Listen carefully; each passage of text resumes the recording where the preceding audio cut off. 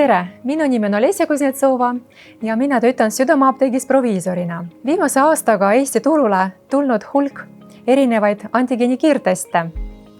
Südameapteegis meil on saadaval 2 tüüpi kiirtesti. Üks on ninasõrmetest ja teine on süljetest. Mõlemad testid on usaldusväärsed, kõrge tundlikkuse ja spetsiifilisusega. Praegu ma näidan teile, kuidas neid kasutada. Kõigepealt alustame ninasõrmetestist. Alguses peab kontrollima, et kõik testi osad oleksid korras. Testi kõlblikkuse aeg oleks ka korralik. Ja testi siseosadeks on puhverlahus, pipett, vatipulk ja testkassett. Enne ninatesti tegemist oluline nosata nina. Esimese sammuna me võtame puhverlahust ning keerame korga ära ning paneme kogu seda lahust katsutisse. Juhin teie tähelepanu, et karbi sees on tootja poolt tehtud väga mugav auk, kuhu saab panna katsutit. Järgmisena me võtame vatipulka. Vatipulka ei pea lükkama sügavale. Piisab, kui me lükkame vaid umbes 2,5 sentimeetrit. Ettevaatlikult sisestame vatipulka ninasõrmesse ning keerutame umbes 3-4 korda vastu nina seina ja kordame siis ka teises ninasõrmes. Seejärel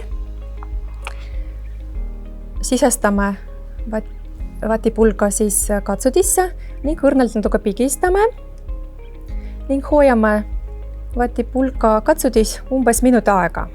Seejärel paneme katsuti kinni ning teeme testkasseti lahti. Testkassetil me näeme 2 akent. Üks on aken S.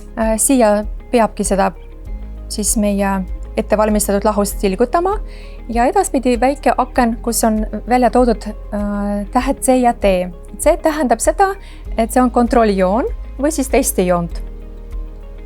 Nii, praegu tilgutame 3 tilka. Peame nüüd ootama 15 minutit, et saada kätte tulemust.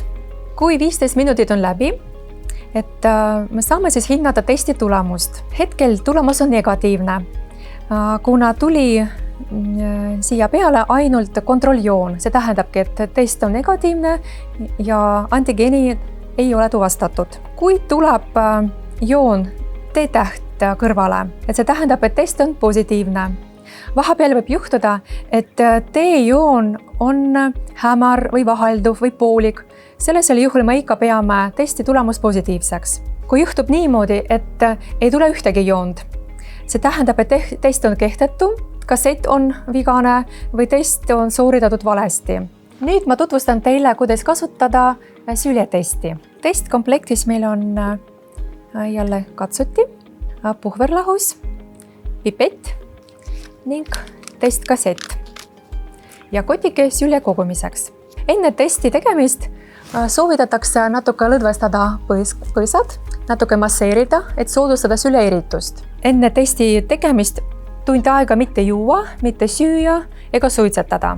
Joomine ja söömine võivad testi tulemust mõjutada. Esialgu kogume siis sülje.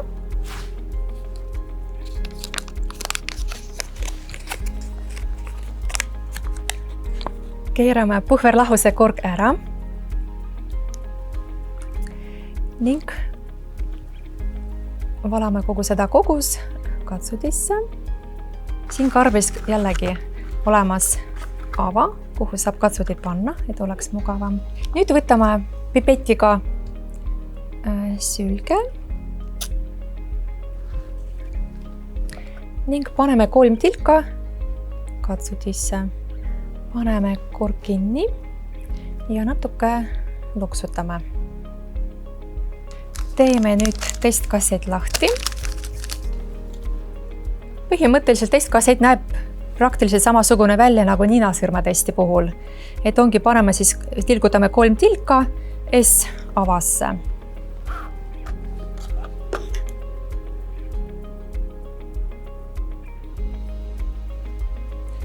ja jääme ootama 15 minutit. 15 minutit on möödas et testi tulemus on negatiivne, kuna on ilmunud ainult üks kontrolljoon C. Et testi tõlgendame samamoodi nagu ka ninasõrme testi puhul. Kui tuleb 2 joont, siis testi tulemus osutub positiivseks. Kui T-joon tuleb hämar või poolik või hästi õrn, sel juhul me ikka loeme testi tulemus positiivseks. Kui ei tule C-joont, siis me loeme testi kehtetuks. Juhul, kui test osutub positiivseks, peab kindlasti võtma ühendust perearstiga ning perearst vajadusel võib määrata PCR-testi diagnoosi kinnitamiseks.